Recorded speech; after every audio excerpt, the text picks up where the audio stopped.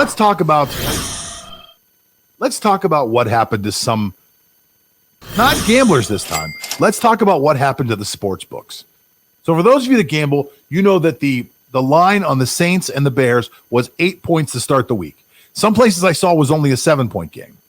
But as the week went on, that line moved a lot. And it didn't move like a little tiny bit. It moved a lot. It went from 7 to 8, 8 to 9, 9 to 10, 10 to 11. To see a 4-point swing like that, on a game leads you to know where the money is. So for those of you that don't know how it works, the bookmakers come out, they set a line, they think this is a fair line. Okay, this is a fair line, I get it. He's actually sending me messages. This is a fair line. I get it. 7 points. As money starts to get played on one side or the other, you will see the line move. And that's why you see line moves throughout the week. The only other time you'll see huge line moves is if a major injury is announced. For example, if Drew Brees wasn't going to play or Mitchell Trubisky wasn't going to play, you have to put a backup quarterback, and you'll see line moves then. But if there's no major announcements made for injuries, you won't see usually big line moves. When you see a line move like we saw in the Saints game, when you see a huge line move like that, you realize that there's a tremendous amount of money on the Saints. So the sports books start to move the line. Why do they do that? They do that so that they can start to even out the money. So somebody who thought the Saints were a great play at 7 points, maybe didn't think they were a great play at 8. Maybe they really didn't like it at 9, probably hated it at 10, probably really hated it at 11. So when the game finally ends, it ends at 11 points. Now, this is interesting just for this reason. The end of this game, there is a touchdown. Jimmy Graham caps off a 99-yard drive, makes a great one-handed catch, absolutely fantastic, and that's how the game ends. It ends at the very, very end of the game. As it's expiring, Jimmy Graham scores. Makes the game a 12-point game.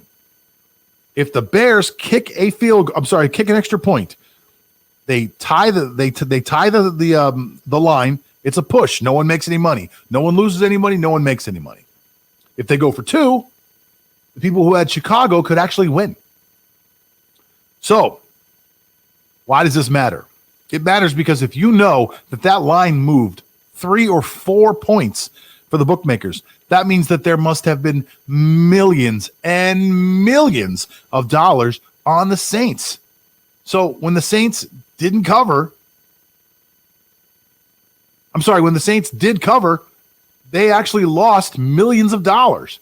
If the Saints wouldn't have covered, or if they would have pushed by that little extra field goal or that 2-point conversion, the bookkeepers wouldn't have lost any money. Now, my inside sources from people that I know that work at some of these online books told me that Saturday was a great day for them. For whatever reason, I was 3-0, but the rest of the country wasn't. The rest of the country was upside down. So the books made a ton of money on Saturday, and they lost all, if not more, than what they made on Saturday, on Sunday, just because of this Saints game. So right now they got to be losing their minds. But there's nothing they can do because this rule change was made in 2018. It was actually it was changed because of I think it's like Section 4 or Rule 4, Section 8, Article 2 of the NFL or something like that. If a touchdown is made on the last play of the period, a try attempt shall be made except during sudden death periods or if the touchdown is scored during a down which time in the fourth quarter expires, and a successful try would not affect the outcome of the game. So there was no reason to kick this field goal. There was this extra point. There was no reason to go for 2. So the officials say, doesn't make a difference. We're not going to let you go for it. And they don't, and it costs them millions and millions of dollars. So, hey, it's gambling. Sometimes you win, sometimes you lose. The bookkeepers, the bookmakers, your DraftKings, your FanDuels, sometimes those guys have amazing weekends. And sometimes they eat it on the other weekends, you know? You just never know which way it's going to go.